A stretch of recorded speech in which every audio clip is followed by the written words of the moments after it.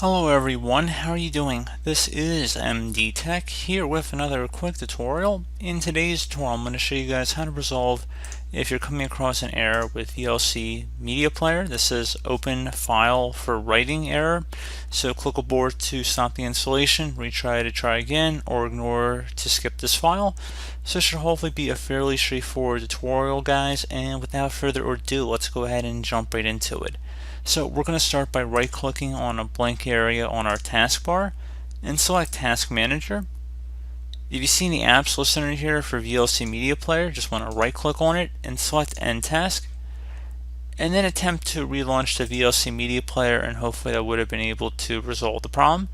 You could also try running an SFC scan, so just SFC and then space /scan now in an elevated command line window.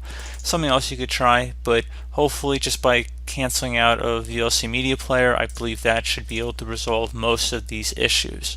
So as always, thank you guys for watching this brief tutorial.